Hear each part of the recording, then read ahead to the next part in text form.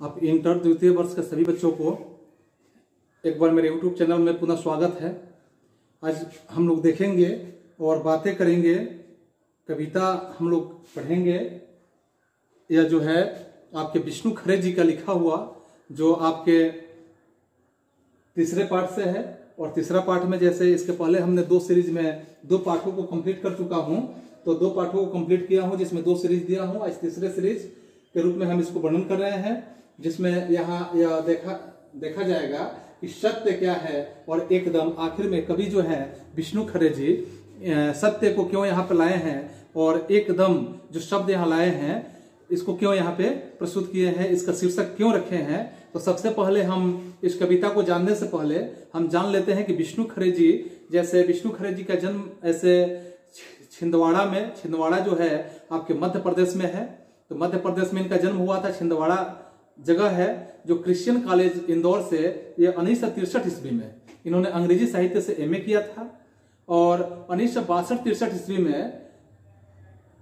दैनिक इंदौर के नाम आप सुने होंगे कि दैनिक इंदौर में वे उप संपादक के कार्य भी किए। इसके बाद 1963 से लेकर 75 तक मध्य प्रदेश तथा दिल्ली के महाविद्यालयों में यह प्राध्यापक के कार्य पे सुशोभित हुए। इसके बाद इसी बीच में 1966 और 67 में लघु पत्रिका, जिस लघु पत्रिका का नाम व्यास है, व्यास का भी इन्होंने संपादन किया था। इसके पश्चात आप देखेंगे कि 1976 से 1984 ईस्वी तक, 1976 से 1984 ईस्वी तक साहित्य अकादमी के उप सचिव, यानी कि उप सचिव के पद पर एक सुशोभित हुए।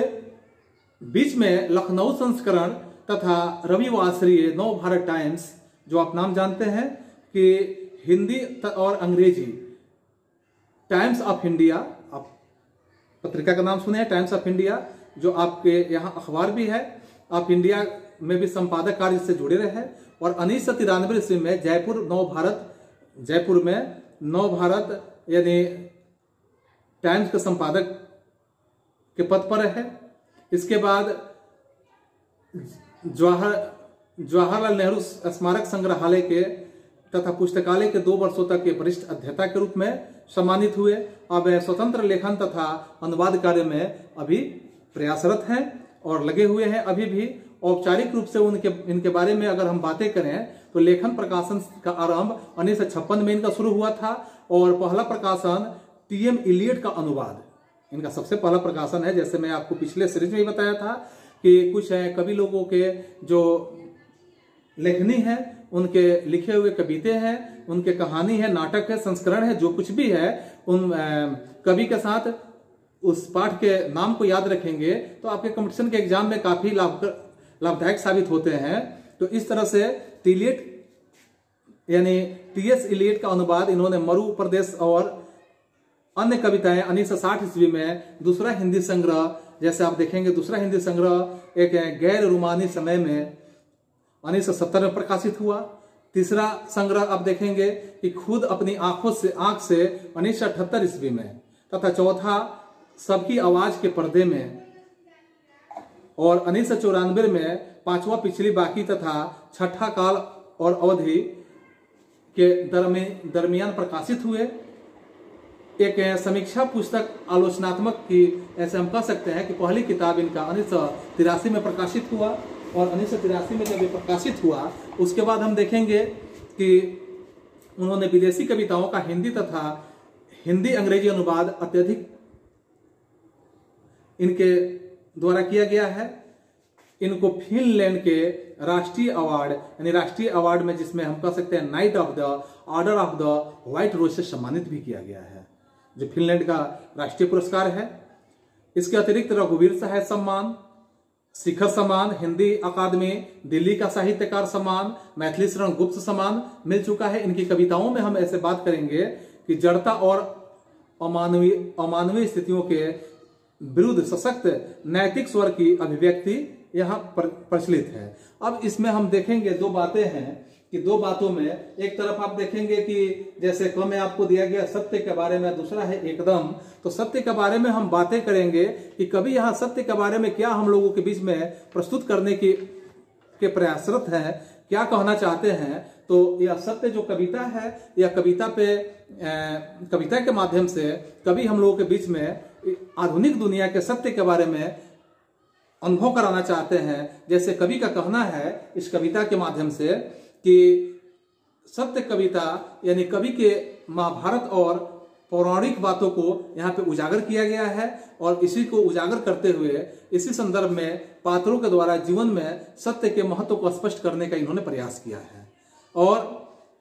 अतीत की कथा का आधार लेकर अपनी बात प्रभावशाली ढंग से, अतीत की कथा जो है यानी यहाँ पे आप देख रहे हैं कि विदुर की बातें आ रही है, यहाँ जो है युधिष्ठिर की बातें आ रही है, तो ऐसे बातों को लेकर यह हम लोगों के बीच में एक प्रभावशाली ढंग से कहने का प्रयास किए हैं। यह कविता इसका प्रमाण है कि युधिष्ठिर, विदुर और खांडवप्रस्थ और इंद्रप्रस्थ की बातें जो इसमें की गई है कविता में के द्वारा सत्य की महत्ता को ऐतिहासिक परिप्रेक्ष्य के साथ प्रस्तुत करना ही यह कवि का एक अपना उद्देश्य है। और इसके साथ जिस समय और समाज में कवि जी रहा है उस परिवेश में अगर हम बातें करें कि उसमें सत्य की पहचान और उसकी पकड़ कितनी मुश्किल होती जा रही है आज के परिवेश में, यह कविता उसी का एक प्रमाण है, जहां सत्य कभी दिखता है और कभी लुप्त हो जाता है, ओझल हो जाता है। और ऐसे ओझल हो जाता है कि आज सत्य का कोई एक स्थिर रूप आकार की बात करें या पहचान करने की हम बात करें तो यह संभव नहीं है जो उसे अस्थायी बना सके। यहां तक सत्य के प्रति संशय का विस्तार होने के बावजूद वह हमारी आत्मा की आंतरिक शक्ति जो है यह भी कि कविता का संदेश है, उसका रूप, वस्तु, स्थिति और घटनाओं, पात्रों के अनुसार बदलता रहा है। तथा हम यह भी देखेंगे इस कविता के माध्यम से कि जो एक व्यक्ति के लिए सत्य है वह शायद दूसरे के लिए असत्य साबित हो सकता है, क्योंकि एक ही बातें हर व्यक्ति के साथ लागू नहीं हो सकता है। यहाँ कवि का यह भी सोच है, बदलते हालात और मानवीय संबंधों में हो रहे निरंतर अगर हम परिवर्तन को देखें तो परिवर्तन से सत्य की पहचान और उसकी पकड़ मुश्किल होने या मुश्किल होते जाने की स्थिति इस प्रकार की है कि सामाजिक यथार्थ को कभी जिस तरह ऐतिहासिक पौराणिक घटनाओं के द्वारा प्रस्तुत करने का प्रयास किया है वह एक तरह से हम वांछनीय मान सकते हैं कि कैसे कवि यहाँ प्रस्तुत करने का कार्य किए हैं। जैसे हम देखेंगे कि सत्य के रूप में कवि यहाँ कहते हैं, सबसे पहले आप देखेंगे कि कविता में जैसे वर्णन किया गया है कि जब हम सत्य को पुकारते हैं तो हमसे परे हटता जाता है, यानी जब हम सत्य को पुकारते हैं तो सत्य हमसे परे यानी हमसे दूर होते चला जाता है। क्योंकि सत्य जो होता है जैसे गुहारते हुए युधिष्ठिर के सामने से भागे थे विदुर और भी घने जंगलों में। जब युधिष्ठिर जैसे पौराणिक कथाओं की बातें हुई कि युधिष्ठिर जब सत्य के लिए विदुर को पुकार रहे हैं, विदुर को आवाज दे रहे हैं, तो विदुर सत्य बोलने के डर से, क्योंकि विदुर तो सत्यवादी है वो भी और युधिष्ठिर तो सत्यवादी कहीं जाते हैं, तो सत्य बोलने के डर से और जंगलों में अंदर भागते चले गए थे और भागे थे विदुर भी घने जंगलों में। जैसे विदुर जो थे घने जंगलों में भागते हुए चले गए थे ताकि सत्य न बोलना पड़ जाए। सत्य शायद जानना चाहता है कि उसके पीछे हम कितनी दूरी तक भटक सकते हैं। सत्य हमसे यह जानने का प्रयास करता है कि उसके पीछे हम कितनी दूर तक भटक सकते हैं, कितना दूर तक हम जा सकते हैं। कभी दिखता है सत्य और कभी ओझल हो जाता है। कभी यह सत्य दिखता है और सत्य कभी क्या हो जाता है, छुप जाता है, कभी ओझल हो जाता है और हम कहते रह जाते हैं कि रुको यह हम हैं। हम यह कहते रह जाते हैं कि हे सत्य रुको यह हम हैं, यानी यह हम हैं। और धर्मराज के बार बार दुहाई देने पर कि ठहरिए स्वामी विदुर, धर्मराज बार बार दुहाई दे रहे हैं, विदुर को आवाज दे रहे हैं कि ठहरिए स्वामी विदुर, यह मैं हूं आपका सेवक कुंती नंदन युधिष्ठिर, मैं स्वयं हूं युधिष्ठिर कुंती नंदन। इसलिए हे स्वामी विदुर आप तो रुक जाइए। वे नहीं ठिठकते, यानी विदुर जो हैं बिल्कुल ठिठक नहीं पाते हैं, वे नहीं ठिठकते, वे रुक ही नहीं पाते हैं, क्योंकि अगर रुकते हैं तो वहां सत्य बोलना पड़ेगा और वहां सत्य बोलना मुश्किल है। आगे कवि यहां दिखाना चाहते हैं, कवि यहां बताना चाहते हैं कि यदि हम किसी तरह युधिष्ठिर जैसा संकल्प पर जाते हैं तो एक दिन पता नहीं क्या सोचकर ही रुक जाता है सत्य। अगर हम यह संकल्प कर लेते हैं कि युधिष्ठिर की तरह हम भी सत्यवादी हो जाएं, हम भी सत्य पर चलें, तो पता नहीं क्या सोचकर रुक जाता है यह सत्य जो है क्या सोचकर रुक जाता है पता ही नहीं। लेकिन पलटकर सिर्फ खड़ा ही रहता है वह दृढ़ निश्चयी, पलटकर सिर्फ खड़ा ही रहता है वह दृढ़ निश्चयी, अपनी कहीं और देखती दृष्टि से हमारी आंखों में देखता हुआ, अपनी कहीं और यानी अपनी जो कही हुई दृष्टि होता है, यानी यदि हम किसी तरह युधिष्ठिर जैसा संकल्प पर जाते हैं तो एक दिन पता नहीं क्या सोचकर रुक जाता है सत्य, लेकिन पलटकर सिर्फ खड़ा ही रहता है वह दृढ़ निश्चयी, वह पलटकर सिर्फ खड़ा ही रहता है, क्योंकि अपनी कही और देखती दृष्टि से हमारी आंखों से देखता हुआ अपनी कही हुई बातों को, यह सत्य जो है अपनी कही हुई बातों को और हमारी आंखों से देखता हुआ यह क्या करता है कि अंतिम बार देखता सा लगता है वह हमें, अंतिम समय में वह हमें देखने सा लगता है और उसमें से उसी का हल्का सा प्रकाश जैसा आकार समा जाता है हम में, उसी का प्रकाश जैसा आकार क्या हो जाता है कि हम लोगों के अंदर समा जाता है। इस तरह से सत्य की पहचान जो होती है, सत्य इस प्रकार से होता है कि जैसे फिर यहाँ कवि बता रहे हैं सत्य के रूप में कि जैसे समी वृक्ष के तने से टिककर न पहचानते हुए विदुर ने धर्मराज को समी वृक्ष की भी खासियत आपने देखा है कि समी वृक्ष जो होता है जहाँ पे आप मांस मदिरा वगैरह ये सब का इस्तेमाल नहीं कर सकते हैं, अपने घरों के आसपास अगर लगाए हैं तो वहाँ शुद्धता की बात होती है, सत्य की बात होता है, सत्य का प्रतीक होता है, यानी समी वृक्ष जो होता है वो सत्य का ही प्रतीक होता है। तो जैसे समी वृक्ष के तन्नों से टिककर न पहचानते हुए विदुर ने धर्मराज को, इस तरह से लग रहा है कि विदुर धर्मराज को पहचान ही नहीं रहे हैं, और विदुर जब धर्मराज को नहीं पहचान रहे हैं अर्थात वह सत्य से पीछा छुड़ा रहे हैं, वह सत्य से दूर भागने का प्रयास कर रहे हैं। निर्विमेष देखा था अंतिम बार और उनमें से उनका आलोक धीरे धीरे आगे बढ़कर निर्विमेष यानी कि उन्होंने अंतिम बार जब सत्य को देखा था और उसी आलोक में धीरे धीरे आगे बढ़कर मिल गया था युधिष्ठिर में सिर झुकाए, निराश लौटते हम कि सत्य अंत तक हमसे कुछ नहीं बोला, यानी ऐसे हुआ सत्य का कि सत्य अंत तक हमसे कुछ भी नहीं बोला। हाँ, हमने उसके आकार से निकलता हुआ प्रकाश पुंज देखा था, हमने उसके आकार से, सत्य के आकार से जो एक प्रकाश पुंज निकलता है, सत्य का वह प्रकाश पुंज होता है, उस प्रकाश पुंज को मैंने देखा था और ऐसे देखा था कि हम तक आता हुआ वह हमसे विलीन हुआ या हमसे होता हुआ आगे बढ़ गया। वह सत्य जो था हम तक आते हुए हमसे विलीन हुआ और ऐसे विलीन हुआ कि हमसे होता हुआ या हमसे आगे भी बढ़ गया। आगे कवि सत्य के बारे में और बातों को यहाँ दर्शाने का प्रयास कर रहे हैं कि हम कह नहीं सकते, न तो हम में कोई स्फुरण हुआ और न ही हम में कोई ज्वर। हम कह नहीं सकते कि न तो हम में कोई स्फुरण हुआ, यानी न तो हम में किसी तरह का कंपन ही हुआ, न हम शरीर कहीं भड़का भी, यानी फड़कने का काम भी नहीं किया, और न ही कोई ज्वर यानी किसी तरह का बुखार ही आया। किंतु शेष सारे जीवन हम सोचते रह जाते हैं, यानी पूरी जीवन तक हम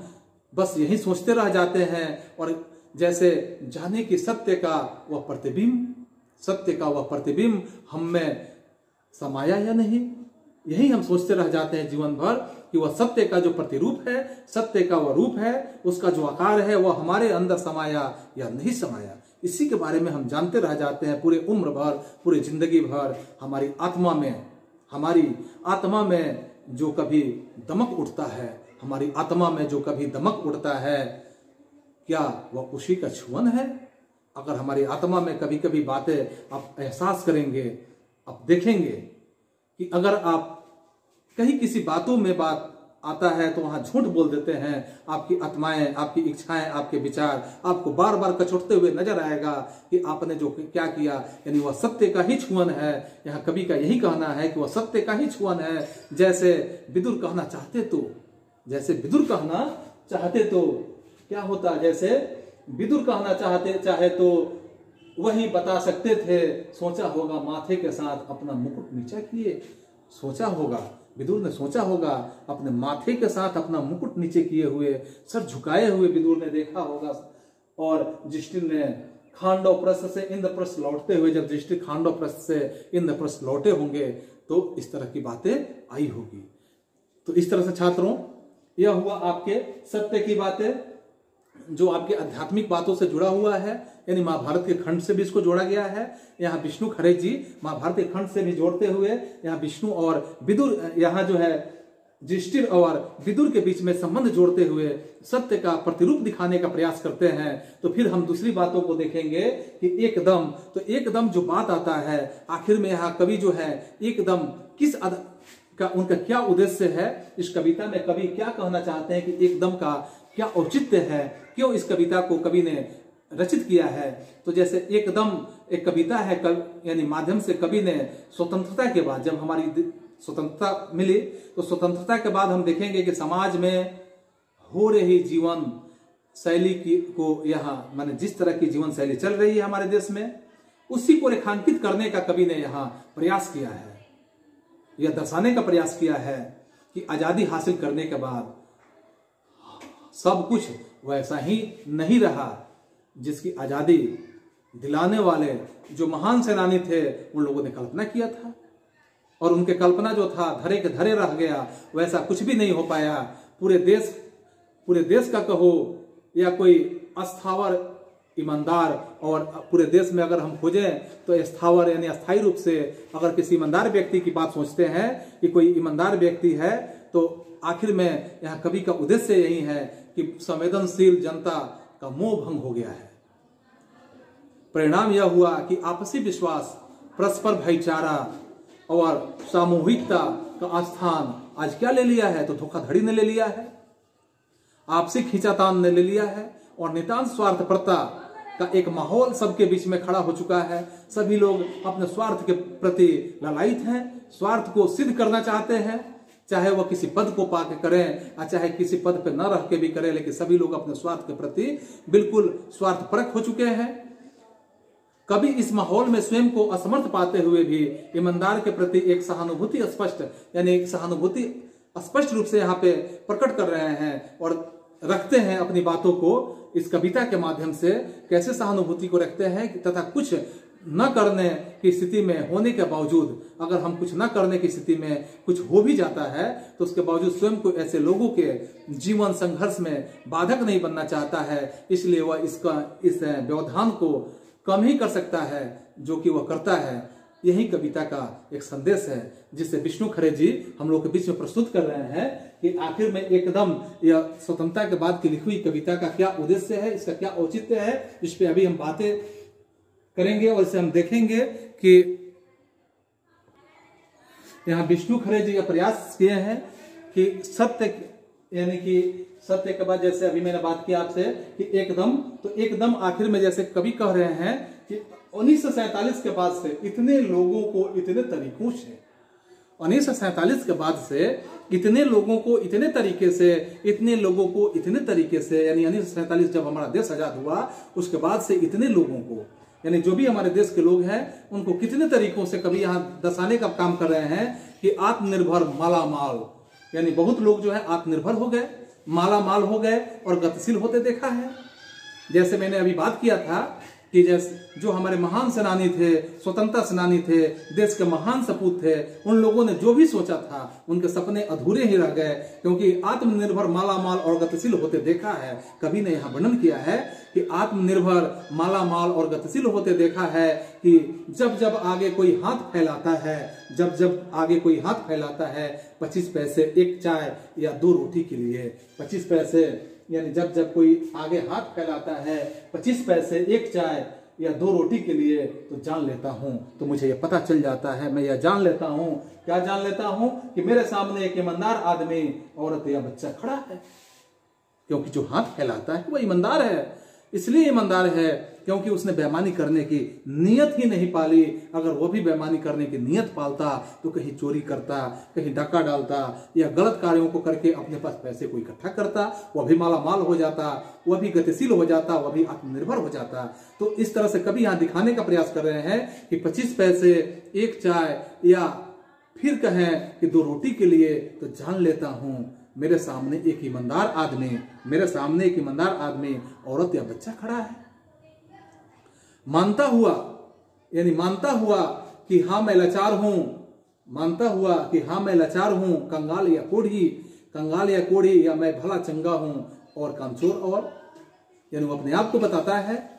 अगर वो भिखारी है तो अपने आप को दिखाता है कि वो मान लेता है मन में कि मैं लाचार हूं, इसलिए मैं हाथों को फैलाता हूं, मैं कंगाल हूं या मैं बीमार से ग्रसित हूं, मैं कोढ़ी हूं या भले चंगा हूं, यानी काफी मैं तंदुरुस्त हूं, शरीर से मैं हटा कटा हूं, और कामचोर और एक मामूली धोखेबाज, यानी वह या तो कामचोर है या नहीं तो एक मामूली धोखेबाज।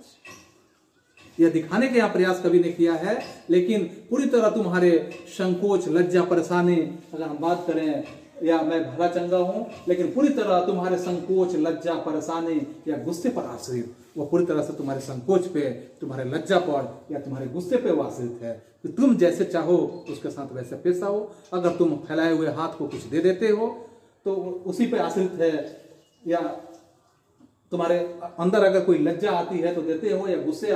गुस्सा आती है तो उसे फटकारते हो। तुम्हारे सामने बिल्कुल नंगा, निर्लज और निराकांक्षी, वह तुम्हारे सामने बिल्कुल नंगा है, निर्लज है, निराकांक्षी है, यानी उसके अंदर कोई इच्छा ही नहीं है, इसलिए तो हाथ फैला रहा है, उसके अंदर कोई इच्छा ही नहीं है। और